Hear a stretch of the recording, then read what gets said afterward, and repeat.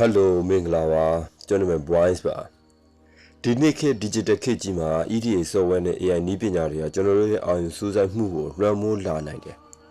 ဒီကတော့နည်းပညာကိုကျွန်တော်တို့ကအသုံးပြုနေသူဖြစ်ဖို့နည်းပညာကကျွန်တော်တို့ကိုအသုံးပြုသူပြန်မဖြစ်ဖို့အရေးကြီးလာတယ်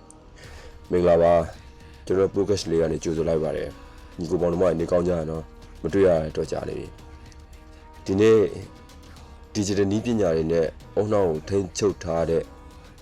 ဒီ project တွေကြောင့်ဒီ project တွေကနေပြီးတော့မှဘယ်အချိန်ဘယ်အရာဘယ်ကလေးကနေစလာတယ်ဆိုတဲ့အရာလေးတွေကျွန်တော်နဲ့အတူတူလိုက်ပြီးလေ့လာကြည့်ကြရအောင်အုံနောက်တွေကိုထိန်းချုပ်ဖို့ကြိုးစားမှုတွေကစစ်အေးတိုက်ပွဲဒုတိယကမ္ဘာစစ်အေးတိုက်ပွဲပြီးရဲ့အခက်ကလေးကနေစပြီးတော့မှအထူးသဖြင့်အမေရိကန်နဲ့ဆိုဗီယက်ပြည်ထောင်စုတွေရဲ့လှုပ်ဝက်စီမံကိန်းတွေထဲမှာတွေ့ရှိခဲ့ရတာအဲ့ဒီချိန်စရာတွေထဲမှာအဓိကဖြစ်ရတွေကနှိမ့်လိုက်သူတို့တွေဖော်ပြကြတယ်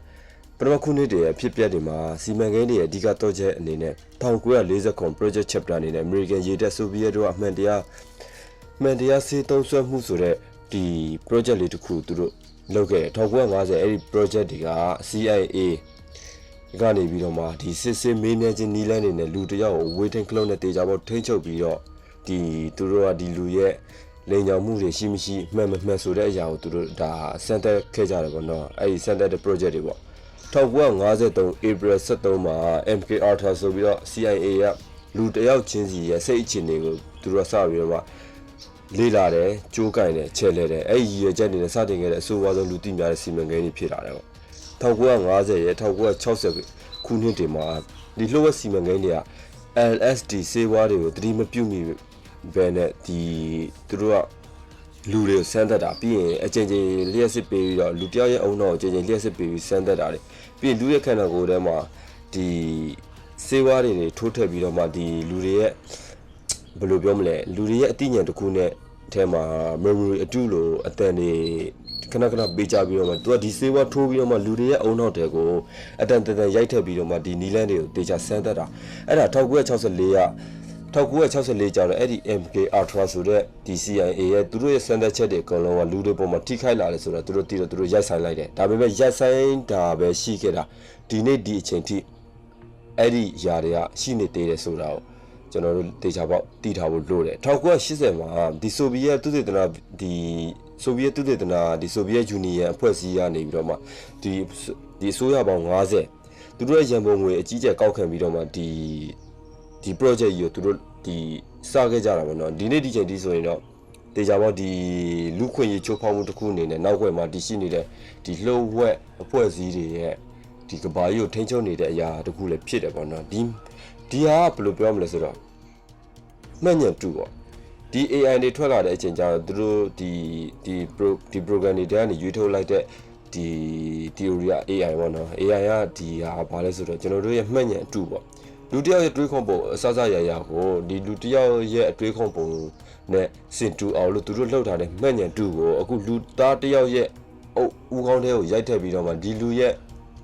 အကျင့်စာရိတ္တနဲ့ဒီလူရဲ့နေထိုင်မှုပုံစံကိုပြောင်းဖို့အတွက်သူတို့ကတော့ဘယ်လိုရည်ရွယ်ချက်နဲ့ထုတ်လဲတော့မသိဘူးဒါပေမဲ့ဒီဟာတဘာဝတရားဖြစ်စည်းရဆိုတဲ့အရာနဲ့ဒီလူသားတွေအပေါ်မှာတေချာပေါက်တက်ရောက်မှုရှိလာတယ်ဆိုတာဟာလေအခုလက်ရှိမြင်တွေ့နေရတဲ့စစ်ပွဲတွေ